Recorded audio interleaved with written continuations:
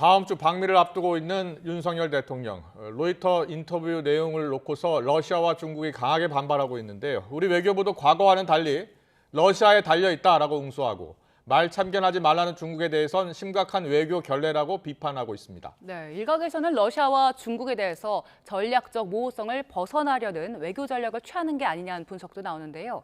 한반도를 둘러싼 외교 문제 짚어보겠습니다. 홍현익 세종연구소 수석연구위원 모셨습니다. 어서 오세요. 안녕하십니까? 안녕하십니까. 윤석열 대통령이 로이터 인터뷰 내용을 갖고 윤석열 대통령의 로이터 인터뷰 내용을 갖고 중국과 러시아가 강하게 반발하고 있잖아요. 어제 대통령실 입장이 나왔는데요.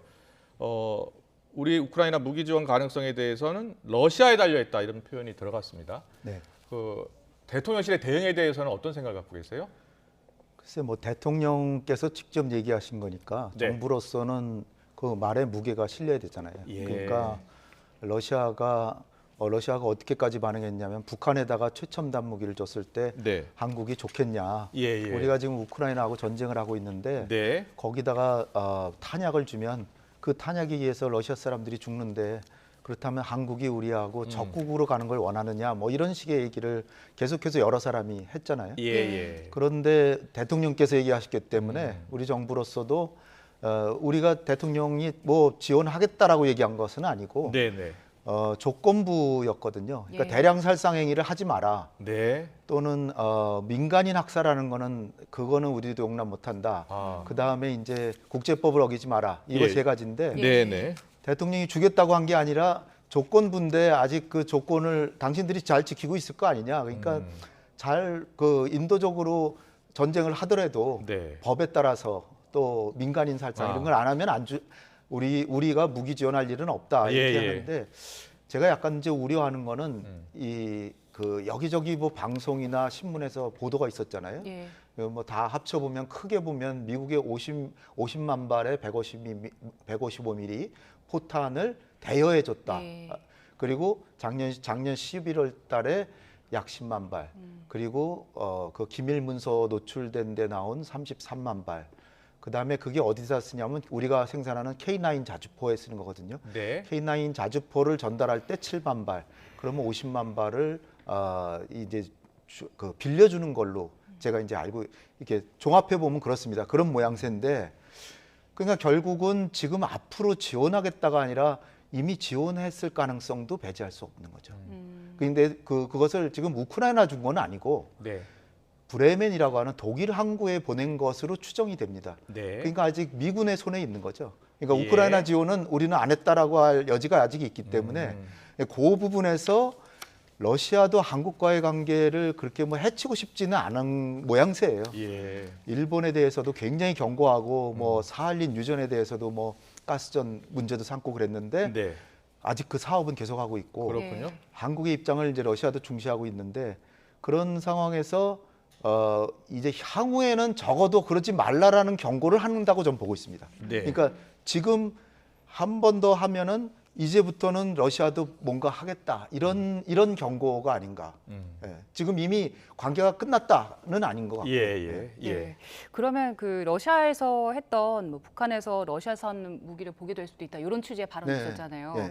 그런 것도 그냥 아직은 경고 수준이라고 당연하죠. 아직은 사실 우리가 러시아가 과거에 소련이 우리의 우방이 전혀 아니잖아요. 예. 6.25 때는 뭐 북한을 그 병참 지원했고 아. 사실상 우리가 적국으로 간주해 왔었죠. 냉전 예, 시대에. 예. 근데 골바초프 때부터 좀 달라져서 지금 옐진 거치면서 우방국으로서 유라시아 뭐 이니셔티브에서도 파트너로 생각하고 경제 협력도 활발히 하고 많은 네. 기업들이 진출해 있고 그런 상황인데 우리가 그래도 러시아한테 그나마 다행으로 생각하는 게 북한하고 군사안보 협력을 하지는 않았습니다. 예. 아무리 지금 특수한 관계지만 북한하고 러시아가 특수한 관계지만 동맹도 아니고요. 지금 예. 동맹도 아니고 최신 무기를 주거나 아니면은 지금 제일 기묘한 게 북한한테 기묘한 게 대륙간 탄도탄을 쐈을 때 대기권 밖에서 재진입할 때의 그 기술 같은 거 러시아는 뭐 그거는 자기한테는 아주 그 간단한 기술이기 때문에 네. 그런 거를 북한에다 주면은 우리는 굉장히 곤란한데 알겠습니다. 우리가 미국을 설득할 때 예. 우리가 우크라이나한테 무기를 지원하는 거는 당신들이 그렇게 고생하고 우리도 거기에 우크라이나를 지지하니까 줄 수도 있는데 네. 그렇지만 그럴 경우에 러시아가 북한에 대기권 재진입 기술 같은 걸 준다면 미국한테도 굉장히 안 좋은 거 아니냐.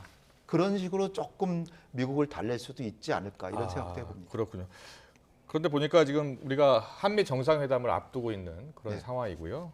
미국은 우리가 좀 우크라이나에 적극적으로 좀 지원해줬으면 바라고 있지 않습니까? 네. 그리고 그 인터뷰에 대해서 또 미국은 환영 입장을 내고 있는 것 같고요. 네. 근데 지금 보니까 우크라이나에 무기를 지원하는 나라 수가 28개 나라라고 하더라고요. 네, 예, 네. 중립국인 스웨덴까지 포함하면.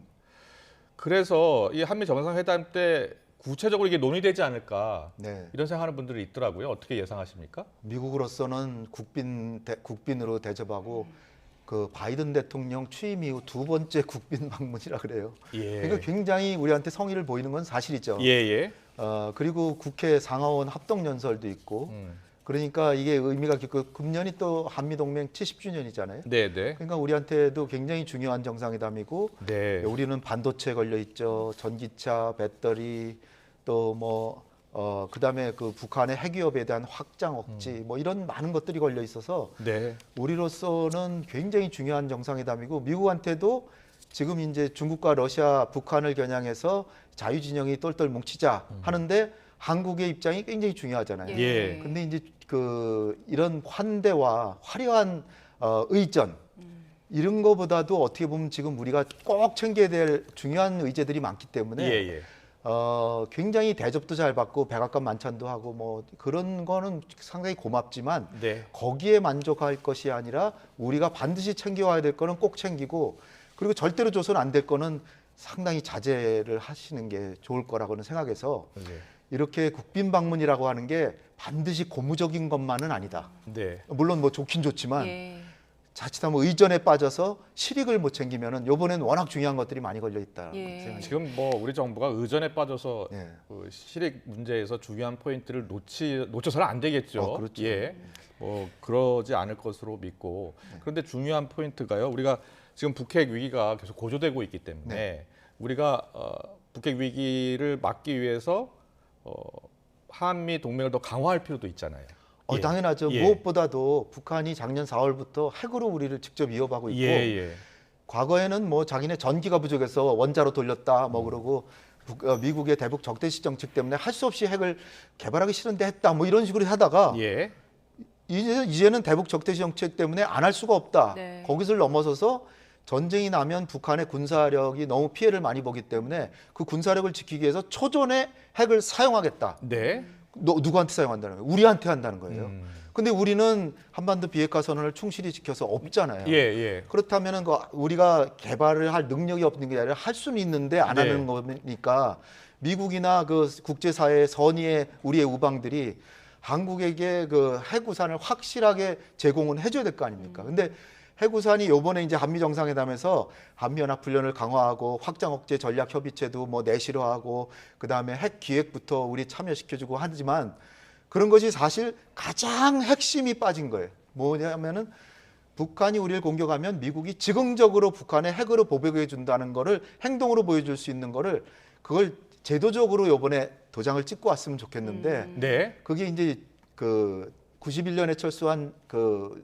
뭡니까 그 전술핵 네네. 전술핵 재배치는 미국이 단호히 거부하고 있기 때문에 그건 어렵고 그렇다면은 한반도 인근 공해상에 항공모함이나 잠수함이나 하여튼 뭐 전략폭격기나 이런 게 왔다 갔다 하면서 사실상 상시적으로 한반도에 핵을 배치한 거와 다름없는 그런 조치를 이번에 받아오신다면 아주 전 따뜻한 박수를 네. 보내겠습니다. 북핵 알겠습니다. 대응에 대한 확실한 약속을 일단 좀 받아오면 좋겠다는 말씀을 네. 주셨고 이거 말고도 의제들이 굉장히 많잖아요. 네, 네. 거기서 어떤 손익계산서를 갖고 와야 우리가 네. 좀 그래도 실익을 챙겼다라는 평가 받을 수 있을까요? 가장 중요한 게 반도체입니다. 전기차는 약간은 해소가 됐는데 엊그저께도 뭐 그 현대차, 기아차는 보조금 거기서 제외했지만 사실은 다른 나라 기업들도 많이 빠졌어요. 미국 기업들만 뭐 16개인가 선정했는데 그나마 최악은 아니고 배터리 네. 같은 경우에 그렇지만 배터리 같은 것도 배터리의 원료를 상당수를 중국에서 수입하고 있는데 아직 지정하지 않은 우려 기업 지정하는데 그 중국의 우리 주요 수입처를 지정하면 배터리 또 다시 어렵습니다. 근데 이제 반도체는 더 중요한데요. 반도체는 비메모리와 메모리가 있는데 예. 우리는 메모리 반도체를 전 세계 50%를 공급합니다. 근데 중국에서 그 우리 전 생산량의 40% 이상을 생산하고 있어요. 근데 메모리 반도체는 전자산업계의 볼트와 너트 같은 상용품이에요. 소모품이란 말이죠. 볼트 너트 같은 거예요. 그러니까 첨단 물질이 아니거든요. 그러니까 비메모리는 전략 물자니까 비메모리만 제재하면 되는데 무기에 메모리까지. 쓴다는 거죠, 그러니까 메모리는 좀 풀어달라. 예. 그런 거를 그리고 이제 중국에 있는 공장에 장비를 보급해야 되는데 장비를 금년 10월부터는 보급을 못 합니다. 그렇게 되면 우리 공장들이 10년 내에 닫게 될 수도 있어요. 자, 이 부분에서 좀 완화를 알겠습니다. 시켜줘요. 안보 문제 네. 그리고 경제. 경제 문제 우리 국익 반드시 챙겨오는 네. 한미 정상회담이 되어야 한다는 말씀을 해주셨고요. 그 로이터 인터뷰 내용 중에서 중국 부분도 있습니다. 힘에 의한 현상 변경에 반대한다라는 윤석열 대통령의 네. 워딩이 있었죠. 네. 거기에 대해서 중국 정부가 좀 강하게 반발을 하고 있어요. 오늘 같은 경우에는 외교부장이 황당하고 위험한 괴담이다 이렇게 얘기를 하고 또 매체는 중국 매체예요. 한국이 미국의 종속국이다. 몽유병, 아첨 뭐 이런 단어를 사용하는데 어떻게 생각하세요? 그러니까 예. 중국이 상당히 정말 예절이 적고 우리나라를 과거의 속국처럼 생각하는 그런 오만한 태도를 보일 때가 많아요. 네네. 근데 사실 오늘 한 얘기 친강 외교부장이 한 얘기는 불장난하다 보면 불에 타 죽게 된다. 이거는 바이든한테도 썼던 용어이긴 예. 합니다. 예. 그리고 블링컨 장관한테도 쓰고 했긴 했지만 그런데 이거를 한 거는 그들의 말을 이해해주는 쪽으로 생각한다면 남북한 관계나 중국 대만 관계를 비교를 했는데 대통령께서 네. 남북한은 유엔에 동시 가입한 각각의 독립국이다. 그러나 중국은 대표권 문제에서 1972년에 자유중국이 그 당시에까지 자유대만이 대표해왔던 대표권을 그 메인랜드 차이나라고 하는 중국 대륙이 이제 갖고 있기 때문에 이거 하나의 중국이다. 따라서 하나의 중국인데 한국이 거기다 이렇게 대만 해협 얘기하는 거는 내정 간섭이다 이렇게 얘기하는 그런 취지예요. 네. 그렇지만은 좀 오만한 태도에 대해서 우리는 중국에 대해서 우리 외교부가 정책을 갖고 있는 게 상호 존중하자. 예. 상호 존중을 어긴 거예요 지금. 예. 그다음에 안보 문제 개입하지 마라. 근데 이제 우리 사드 배치하고 이런 거 가지고 사실상 개입했잖아요. 그리고 이제 구동존이 상호적으로 호혜적으로 이득을 누리자. 네. 화이부동이라는 걸 쓰고 있습니다. 근데 중국이 너무 세게 얘기한다라고 우리가 고개를 숙일 필요는 전혀 없지만 가능하다면은 한미 정상회담을 하더라도 중국과 러시아하고도 우호 관계를 유지할 수 있다면 유지하는 것이 우리의 국익이다. 예. 그 생각은 가지고 있어야 됩니다. 네. 자, 마지막으로요. 러시아와 중국에 대한 지금 대응을 보면서 우리나라가 뭔가 전략적 모호성을 탈피하려는 신호 아니냐 네. 이렇게 해석하는 분도 있는데 어떻게 보세요? 역시 한미 정상회담을 하니까 그리고 5월달에 또 한미일 정상회담 또 예. 히로시마에서 또 있잖아요. 예.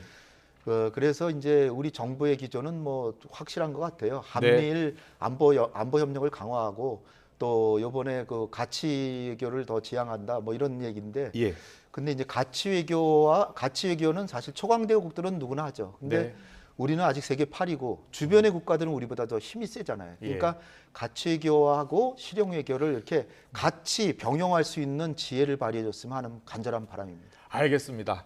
자, 한미 정상회담을 앞두고 윤석열 대통령의 로이터 인터뷰 파장 계속 이어지고 있는데 홍현익 전 국립외교원장과 함께 자세히 짚어봤습니다. 오늘 말씀 잘 들었습니다. 고맙습니다. 감사합니다. 고맙습니다.